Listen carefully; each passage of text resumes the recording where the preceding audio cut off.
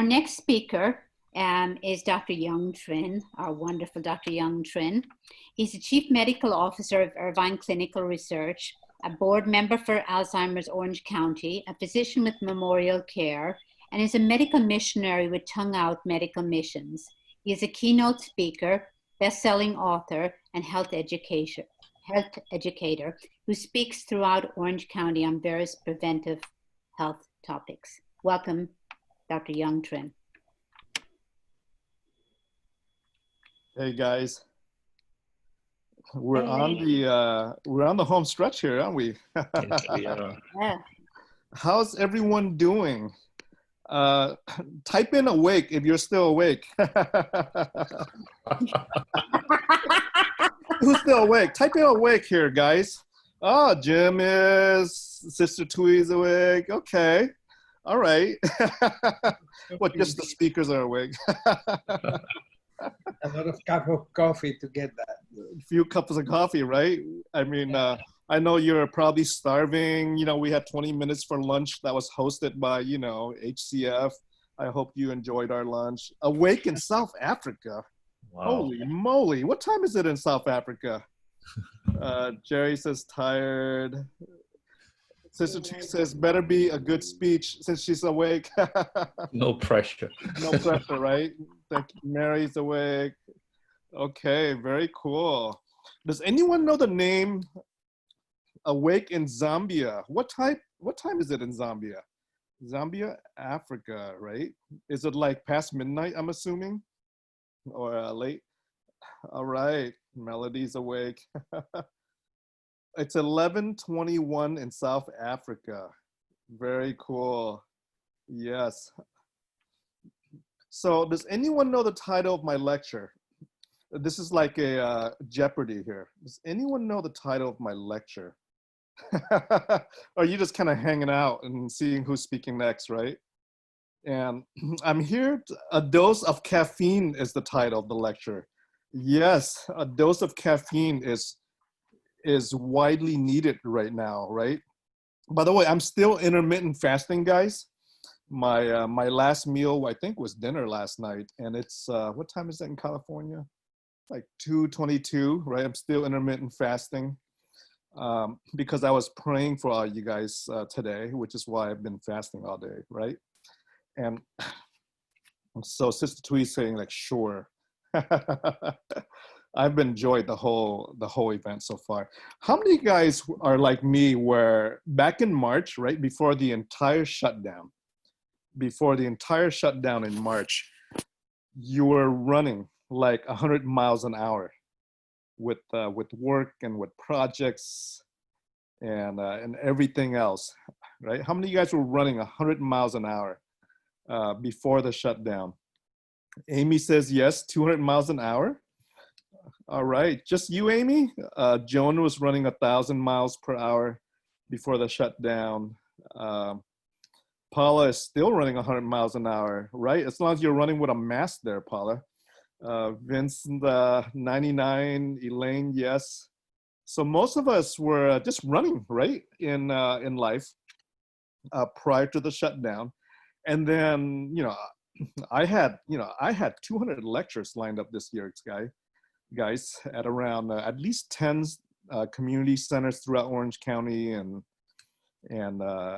assisted senior living community centers and nursing homes and things of that sort. I had 200 lectures this year, and I did a whole bunch of it up until March, and then boom, everything just pretty much quit on us.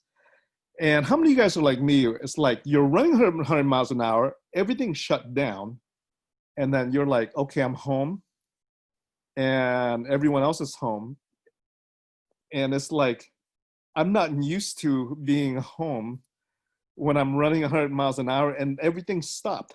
You know, shops were closed, right? Stores were closed, restaurants were closed.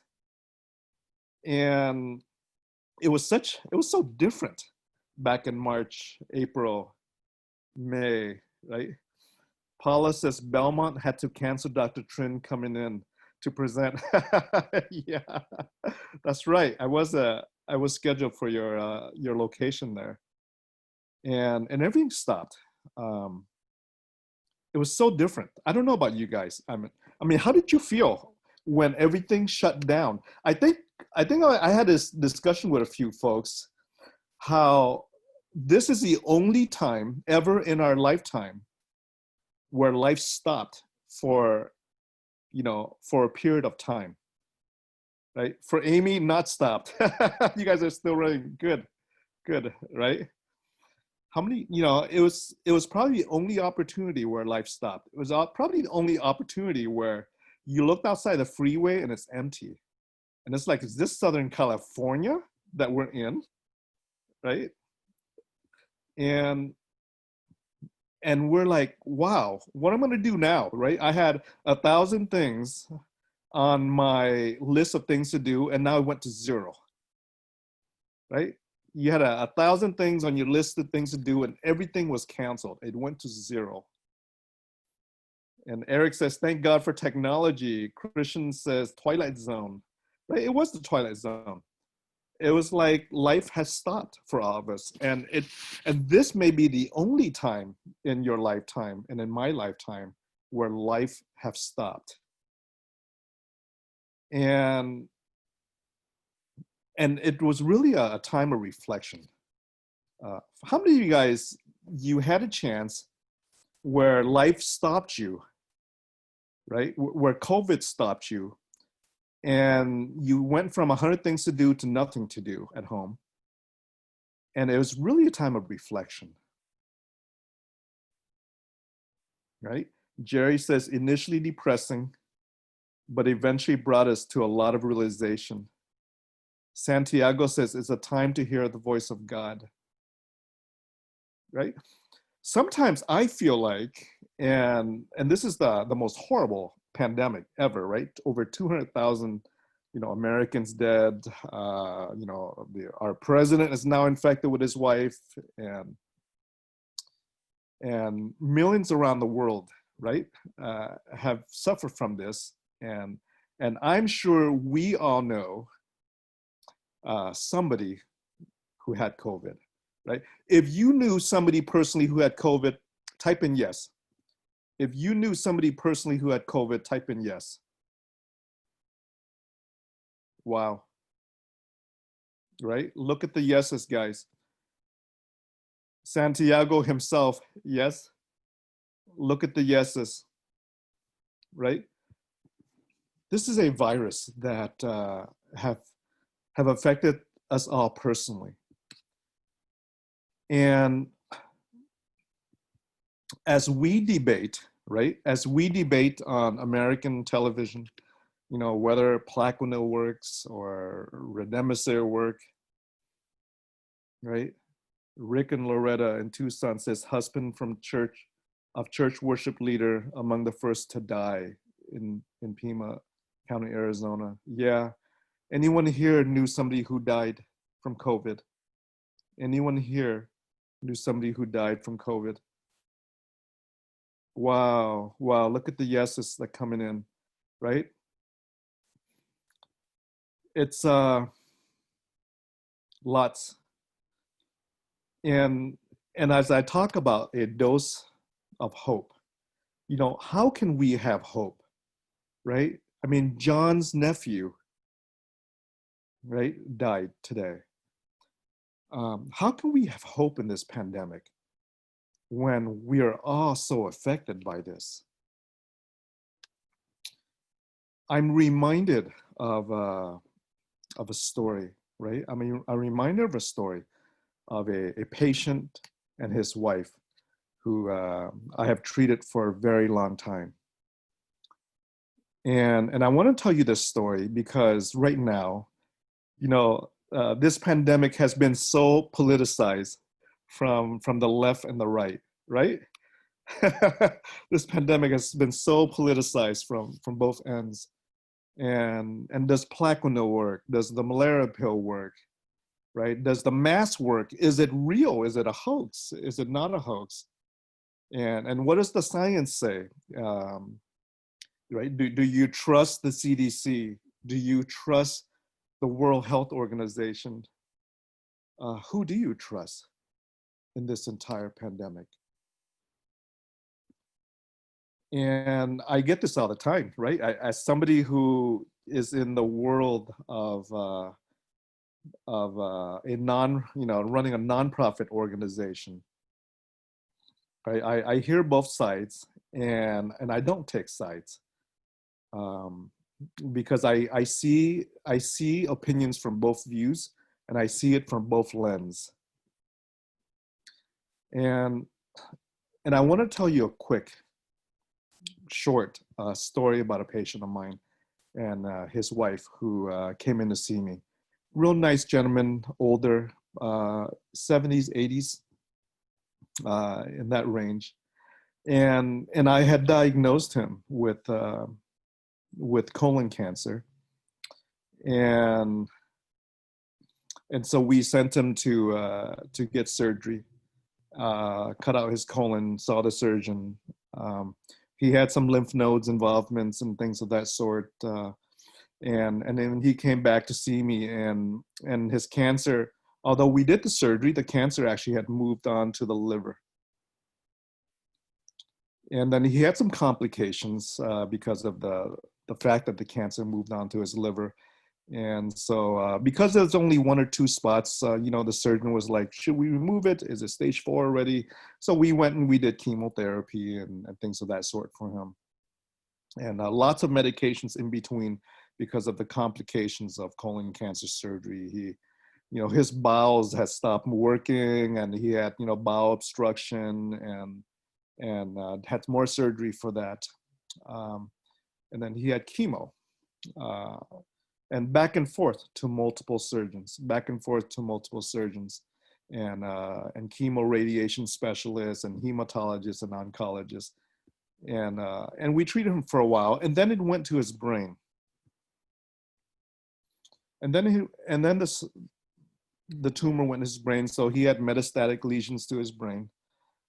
So the next thing we did was this. We sent him to get radiation therapy to his brain, right? To try to shrink the size of the lesions, to try to shrink the tumor, because it was causing him confusion, and it was causing it was putting pressure on his brain. So he had radiation. He had a full course of radiation, and then he got a little bit better. And so he saw the radiation oncologist, and he saw, the hematologist. He saw the surgeon. He saw me back and forth. Every few weeks he would see me with his wife.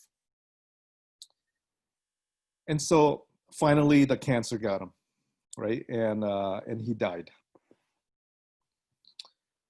And it was a 2-year time span. It was a 2-year time span where we treated him back and forth with all the technology that we had. We had PET scans, CAT scans, surgeons, medications, hospitalizations, chemotherapy, radiation therapy, with all the radiation, all the specialists that I sent him to, right? I don't know how much I really extended his life. Maybe, maybe by a few weeks, maybe by a few months, hopefully longer than that, right? It's hard to say how much I extended his life, but he died. And so his wife showed up in my office about 2 weeks after his death. His wife showed up in my office and wanted to speak with me. And so she sat down in my office, and I wasn't sure what she wanted to say, right? I was like, oh, did I do something wrong? Is that why she's here, right? She's gonna scream at me. Is she gonna say, why did you let him die, and things of that sort? And his wife sat down. It was just me and her. And she said, and I'll use a different name, right, for HIPAA compliance. I'll use a different name. She said, John, his name's not really John, but she said, John and I went through 2 years of treatment from all the complications that he had, from the surgeries to the radiation to the chemotherapy, and And Dr. Trinh, you sent him to every specialist you can think of. You had him on all kinds of medications. And unfortunately, obviously, he passed away. And then she said, Dr. Trinh, I want to let you know that of the 2 years of going back and forth to all the specialists, all the treatments, the surgeries, all the high-tech, fancy technology we have today to try to keep him alive. Dr. Trinh, I want to let you know that what meant the most to John was the time that you prayed for him in the office. It was what gave him the most peace. It's simply the minute or two that you spent in prayer with us. That meant the most of his entire journey through cancer. And it just, I sent him, and I threw the highest technology in medicine we had at John to keep him alive. But to our patients, guys, to our patients, the hope that you can give them, is the hope that there's a creator who loves them, who cares for them. And whether they're healed today or healed when God calls them home, whether they're healed today or healed when God calls them home, right? The best hope is the hope of a relationship with God. And I tell this to my friends who are in ministry, right? And to Pastor Leland, who's here, and to those of you guys who are in ministry. We are the healthcare Christian fellowship, right? Most of us are in healthcare. What we can do in healthcare, what we can do with medications, technology, right? Scans, immunotherapy, right? I'm sure President Trump is getting the best treatment he can today for the coronavirus, right? He's got this cocktail of treatment from the highest institutions. He's got Remdesivir, IV therapy, right? What we can do with the best treatment that we have in healthcare today can only extend the life of a person by a few years, right? We can extend your lives by a few years. Chemo, radiation, medications for your heart attack, your stroke, your Alzheimer's. We can extend your lives by a few years. But guys,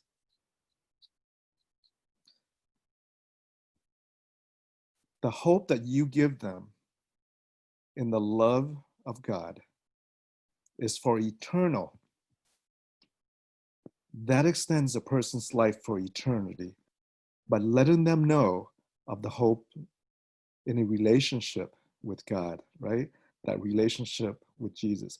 That is eternal. That lasts so much longer than medications, than specialists, than chemotherapy, than clinical trials, right? The hope of a relationship with God. And that's just, a dose of hope.